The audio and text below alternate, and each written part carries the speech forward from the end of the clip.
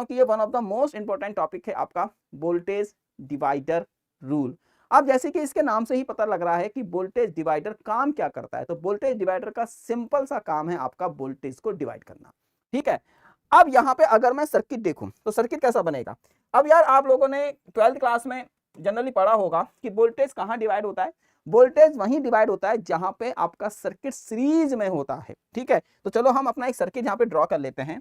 तो मेरे पास ये आपका एक सर्किट है ना, ये हमारे पास एक R1 रेजिस्टेंस लगा हुआ है इसमें, और यहाँ पे मेरे पास इसमें एक R2 रेजिस्टेंस लगा हुआ है, ठीक है। और भी रेजिस्टेंस में इसमें कनेक्ट कर सकता हूँ, लेकिन फिलहाल के लिए मैं अभी इसमें रेजिस्टेंस R1 और यहाँ पे रेजिस्टेंस R2 इसमें लगा रहा हूँ, ठीक है। और यहाँ पे मैंने इसमें एक अपना वोल्टेज सोर्स यहाँ पे क्या कर दिया है दोस्तों, कनेक्ट कर दिया है। ये हमारा क्या है, यहाँ पे एक वोल्टेज सोर्स है जिसको हमने नाम दे दिया है VS, और ये रहा, ठीक है। अब जैसे मैंने बताया कि वोल्टेज डिवाइडर, तो इसका मतलब है कि इसके अक्रॉस जो वोल्टेज होगा, यहाँ पे जो वोल्टेज होगा वो होगा R1 के अक्रॉस V1, और इसके अक्रॉस जो वोल्टेज होगा वो होगा मेरे पास कितना, V2, ठीक है।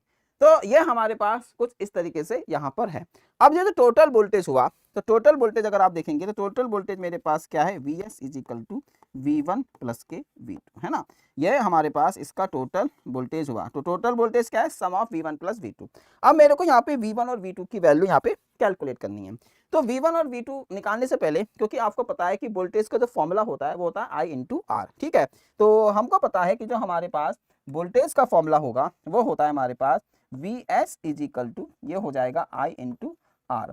अब यहाँ पे अगर मैं अपना I कैलकुलेट कर लूँ तो बस मेरी कहानी खत्म, क्योंकि I को मेरे को I मिल जाएगा, और I और R1 और R2 से उसको मल्टीप्लाई कर देंगे, क्योंकि आपको पता है कि जो हमारा सीरीज में जो सर्किट होता है उसमें करंट सेम रहता है। तो इसमें जो करंट होगा, यहाँ से करंट चलेगी I।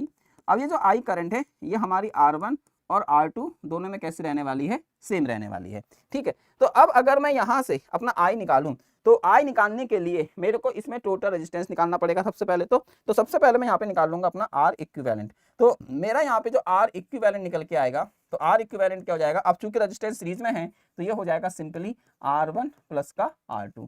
तो ये मेरे पास आपका R1 और R2 रेजिस्टेंस यहाँ पे लग गए हैं, ठीक है। अब ये हमारे पास R1 R2 रेजिस्टेंस यहाँ पे आ गए हैं। अब अगर मैं इसमें करंट निकालूं तो देखो करंट का फॉर्मूला क्या था, तो करंट का फॉर्मूला हो जाएगा VS अपॉन R, ठीक है। तो यहाँ से जो मेरे पास करंट निकल के आएगा वो हो जाएगा हमारे पास VS अपॉन R इक्विवेलेंट।